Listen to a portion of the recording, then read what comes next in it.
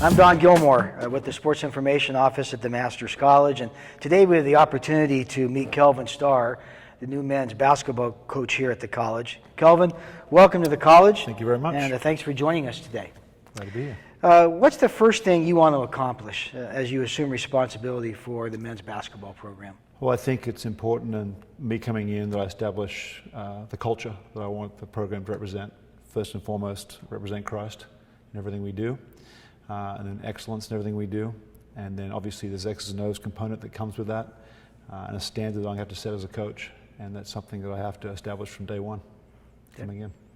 Now, obviously winning is fun, but what else matters to you as you consider your role as a coach and a spiritual mentor to these young men? Well, that's exactly it. It's mentorship. I consider myself a pastor at heart. I'm a basketball coach, but I love young men, and I want to have those young men grow spiritually.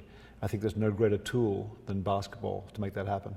You go through ups and downs together, you grow together, there's discipline involved, there's character development involved, all through, and basketball's a tool that makes it happen. And you've, of course, coached at the collegiate level before, and you've been a pastor for how many years now? Well, about 8 years. Okay. Yep. So you've also worked with young men in a Absolutely. local church environment as well. In a sports ministry Okay, so you have that experience with young men even in the sports ministry area. So this is kind of maybe an easy segue back into the coaching world. very similar. It just involves a much more competitive setting. Right. So yeah.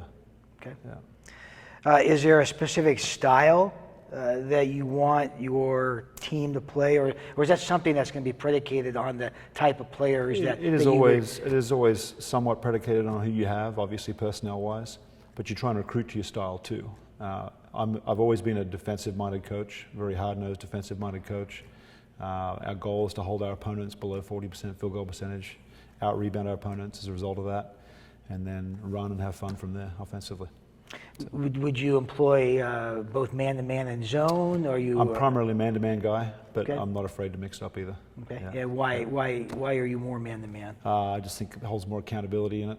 I think it's more simple, and I think it's the most effective way to play defense. Okay.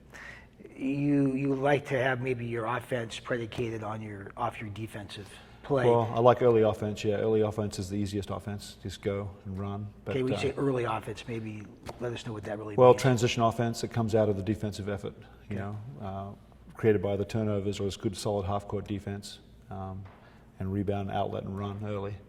And then in the half-court, obviously you have to be a good half-court offensive team also to win in the GSAC. Right. There are so many good coaches in the GSAC. Guys have been around forever, Dave Onquist and John Moore. They're absolute legends who I respect greatly. And if you're not ready to play at both ends of the floor, you can forget about it. And you've had that experience in the GSAC, so now you're coming back, and it sounds like you are looking forward to getting back into the head-to-head coaching. Against some of these guys you call legends. Yeah. Well, there's a competitive juices always flow, right? I've been watching it ever since I've been out of it. I've still been watching what's going on, and some things don't change. There's some new coaches in there too that are really good, and Hope International is a program in particular that's been turned around by Bill Check, done a great job. Brett Soliday, who was playing when I was coaching back at San Diego Christian, has done a great job at Vanguard. All these guys, they know how to coach. You can't be in this league and not know what you're doing and be successful. So I'm looking forward to that. And just the competitiveness overall of running a basketball program. It's a lot of fun. Sure. A lot of fun to be a part of. Okay. Yeah. And of course you'll be playing non-conference games as well. Sure. And is some of your strategy to prepare your players for maybe even the postseason is to schedule some really tough teams? Yeah, I'm not afraid to play good teams. I think starting out we'll try and lighten the load a little bit just as we establish the culture, so you can have some positive feedback there. But I'm not afraid. No, you have to play good people to win a national tournament. It's your ultimate goal, and to win a GSAC championship is your ultimate goal. So in order to do those things, you have to play some good people to get ready for that. Right. So. And of course, a lot of it's going to revolve around the type of players you have. So speaking of those players, how does this 16-17 recruiting class look? I can't give away any secrets. No, I don't. We're working hard. We're working hard at recruiting. We definitely need some players that can help take us to the next level. We've got some really good returning players too. We're very blessed that the previous coaching staff did a tremendous job of recruiting 3 young men that have all committed to coming still, which are excited about Tim Suarez, Noah Peterson, and Travis Yena. I think all those guys will have an impact on the program in years to come. So we're excited about that too. And they'll join, of course, the returnees coming in. And you've had a chance to talk with these We've guys. sat down, we've met with everybody, and then we're going through a process now of evaluation through April. We'll have some open gyms, have recruits coming in to visit so we can evaluate, and we'll move forward from there. And it sounds like you're still looking, though, to recruit for the coming year. Oh, absolutely. This is no not doubt. You're not settled on those 3 guys coming in. No. We're recruiting. Yeah, we're recruiting hard. Yeah, absolutely. Okay. And as you return to coaching at the collegiate level, I think for the first time since like 2007, if I'm not mistaken, what personal challenges are you anticipating and preparing to meet? I don't know. I don't think that it's changed a little bit in good and bad ways. The league is not as good as it was back in 2007 overall. I think everyone could admit that. I mean, it was a lot deeper when we had 11, somewhat almost 10 nationally ranked teams almost capable. My last year in there, so it has changed a little bit. So getting used to the dynamics of the changes, different programs in there. I've never played against William Jessup or coached against William Jessup or Menlo or even Arizona Christian. This is new since I've been back. So that dynamic will be a little different. I don't think some things don't change. The game doesn't change a whole lot. I mean, I've been around the game pretty consistently every year since I was left for college, and I've seen the transformation of the game. At all levels has changed a little bit, but I've been through that transition, so I feel pretty comfortable. Okay. And you played on this floor. I did play when you were a player at San Diego Christian. Yep. And you know the type of environment, at least in the mid-'90s, that we had here.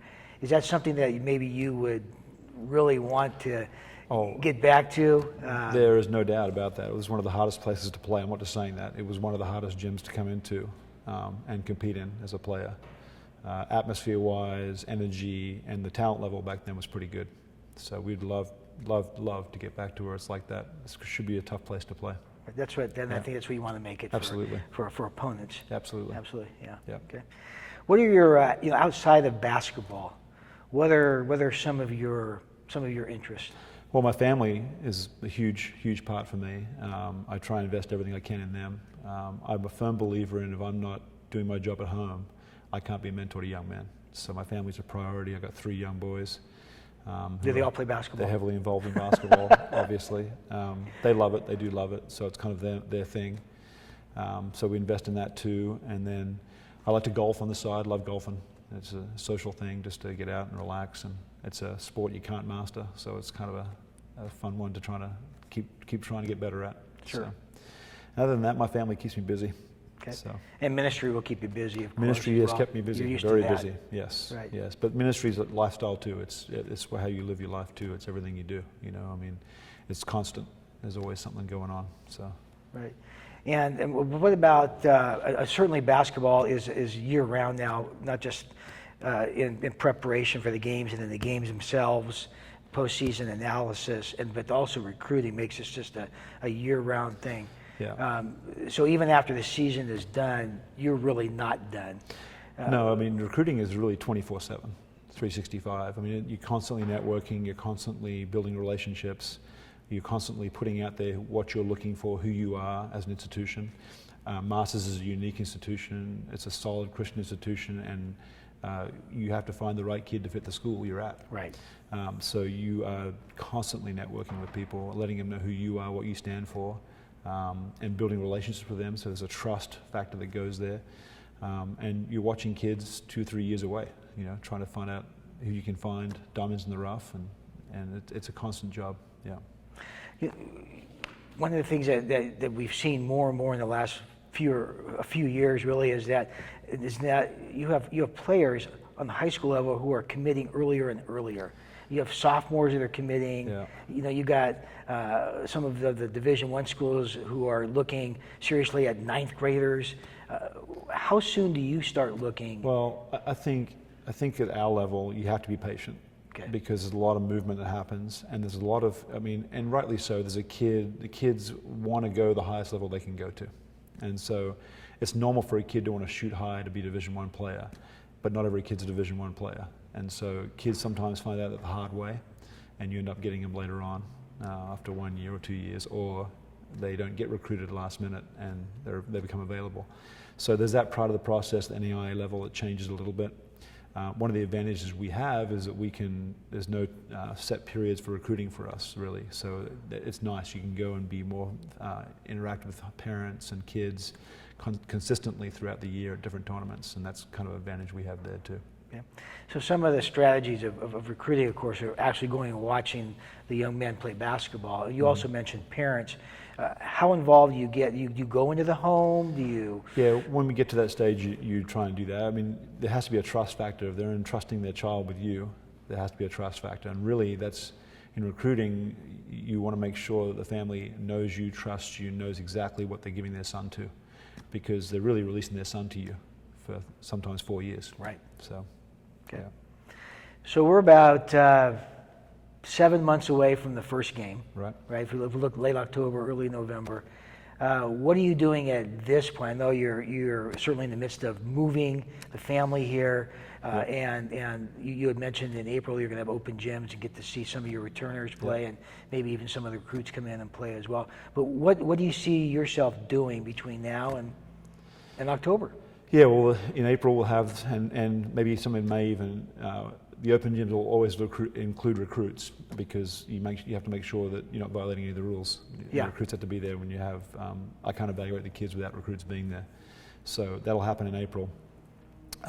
Moving, like you said, getting my house sold in San Diego and getting moved up here is the process, getting my kids' school finished up down there. But pretty much right now it's scheduling and recruiting are the two major things. You've just got to have the team ready to go. You've got to get players in here, and then you've got to have a schedule to play. So those are the two big things. Finishing those things up throughout the spring and the summer will be the key. So you are continuing to schedule games even for the 16-17 season. Yeah, it's not done yet. So. Okay. Yeah.